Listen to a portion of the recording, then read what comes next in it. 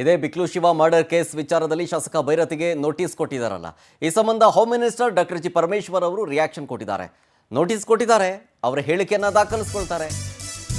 ಪೊಲೀಸರು ಅವ್ರ ಕೆಲಸ ಅವ್ರು ಮಾಡ್ತಾರೆ. ಇಲ್ಲಿ ದೂರು ನೀಡಿರೋದು ಭೈರತಿ ಬಸವರಾಜ್ ಹೆಸರನ್ನ ಸೇರಿಸಿದ್ದಾರೆ. ಯಾರು ಕಂಪ್ಲೇಂಟ್ ಕೊಟ್ಟರು ಅವರು ಭೈರತಿ ಬಸವರಾಜ್ ಹೆಸರನ್ನ ಸೇರಿಸಿದ್ದಾರೆ. ಅವರು ಅವರ ಹೆಸರು ಸೇರಿಸಲೇಬೇಕು ಅಂತ ಒತ್ತಾಯವನ್ನ ಮಾಡಿದ್ದಾರೆ ಕಂಪ್ಲೇಂಟ್ ಕೊಟ್ಟವರು. ಈಗ ನೋಟಿಸ್ ಕೊಟ್ಟಿದ್ದಾರೆ ಅಂತ ಆದಮೇಲೆ ಅವರು ವಿಚಾರಣೆಗೆ ಬರಲೇಬೇಕು ಹೀಗಂತಂದ್ರು ಹೋಮ್ ಮಿನಿಸ್ಟರ್. ಇಲ್ಲ, ಈಗ ಅವ್ರನ್ನ ನೋಟಿಸ್ ಕೊಟ್ಟಿದ್ದಾರಂತೆ. ನನಗೆ ಬಂದ ಮಾಹಿತಿ ಪ್ರಕಾರ ಅವರಿಗೆ ನೋಟಿಸ್ ಕೊಟ್ಟಿದ್ದಾರೆ.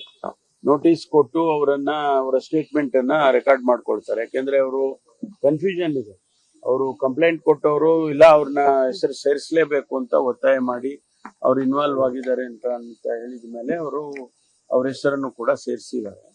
ಈಗ ಹೊಸದಾಗಿ ಅವರು ಇಲ್ಲ ಅವ್ರೇನು ಇನ್ವಾಲ್ವ್ ಆಗಿಲ್ಲ, ಅವ್ರ ಹೆಸರು ಸೇರಿಸ್ಬೇಡಿ ಅಂತ ಅವರೇ ಹೇಳಿದ್ದಾರೆ ಅಂತ ಕೇಳಿದೆ. ಹಾಗಾಗಿ ಅದಕ್ಕೆ ನಾವು ಏನೇ ಇರಲಿ ಅವ್ರು ಒಂದ್ಸಾರಿ ಕೊಟ್ಟ ಮೇಲೆ ಅವ್ರನ್ನ ಕರಿಬೇಕು ಅಂತ ಹೇಳಿ ಅವ್ರ ಪ್ರೊಸೀಜರ್ ಪ್ರಕಾರ ಮಾಡ್ತಾ ಇದ್ದೀವಿ.